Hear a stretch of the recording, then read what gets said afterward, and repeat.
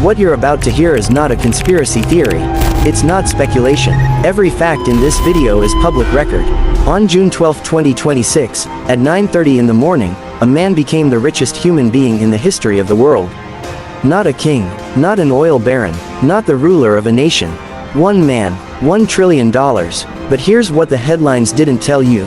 To make that number real, a stock exchange broke its own rules, a government quietly rewrote federal law, and $70 billion of ordinary Americans' retirement money was put at risk without their permission. This is the story of how it happened. And by the end, you'll understand exactly who paid for it. Stick with me because the final piece of this puzzle is the one thing Elon Musk hoped you'd never find out. Let's make this number real. If you traveled back 1 million seconds, you'd land 11 days ago. Go back 1 billion seconds, and you'd land 32 years in the past. But go back 1 trillion seconds and you'd land 31,000 years ago. Before cities, before writing, before civilization itself began. That is the size of the number we're talking about. Only 21 countries on Earth have an economy bigger than this one man's net worth. So how was it calculated? That's where the story stops being impressive and starts being suspicious. Here's the part almost nobody tells you. Elon Musk doesn't actually have $1 trillion.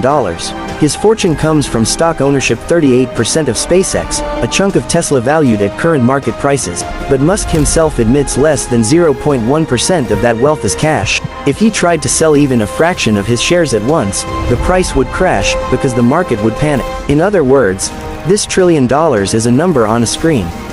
It only exists as long as enough people keep believing in it, and that belief didn't happen by accident. It was engineered. A year ago, SpaceX was valued at $400 billion. Today, $2.2 trillion. More than 5 times higher in 12 months. So what changed? What breakthrough justified that jump?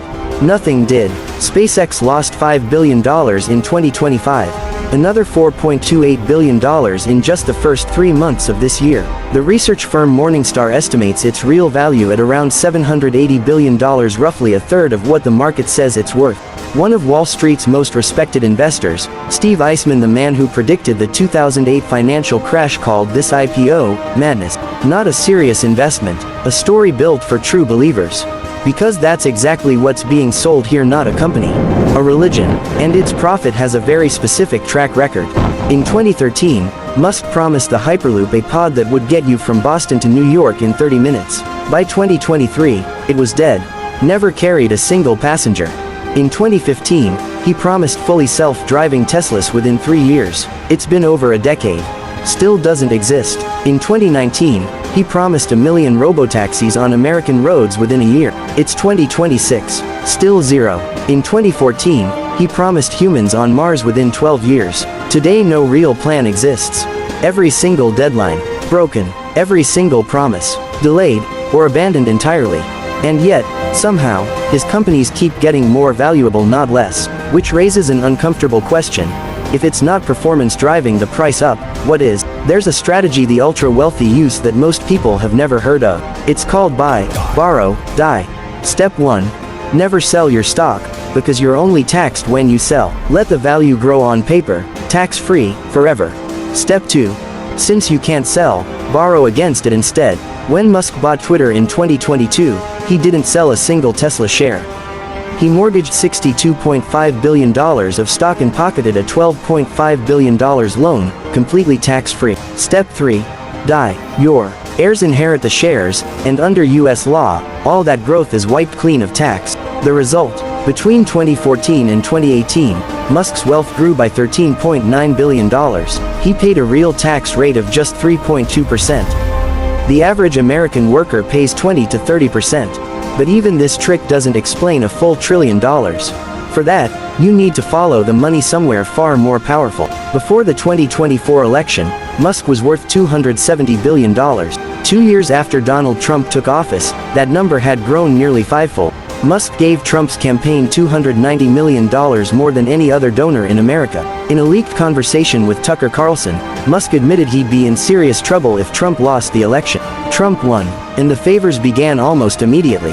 Regulators quietly rewrote a rule that normally forces new companies to wait months before joining major stock indexes, cutting the waiting period to just 15 days for SpaceX. That single change automatically funneled millions of Americans' pension funds into SpaceX stock, whether they chose it or not. 2 days before the IPO, regulators waived a federal rule that protects investors' money at brokerage firms specifically for this listing. That's the $70 billion we mentioned at the start, now exposed to risk. Around the same time, a Musk-backed appointee took over the agency that regulates satellites and immediately handed Starlink control of 2/3 of all low-orbit satellite capacity on Earth, while a rival company suddenly faced a new federal investigation. Before Trump took office, Musk and his companies faced more than 40 open investigations and lawsuits. Almost all of them quietly disappeared. The United Nations says it would take $40 billion a year to end world hunger by 2030. That's 1/5 of Musk's net worth. Musk once publicly challenged the World Food Program, show him a real plan to end hunger with $6 billion, and he'd sell stock and donate it. They sent him a full plan. He never replied. He never gave a cent. History doesn't remember people for the size of their bank account. It remembers what they built and what they refused to give back. The next time someone calls a $1 trillion fortune well earned, remember this story. Remember who really paid the price to get him there.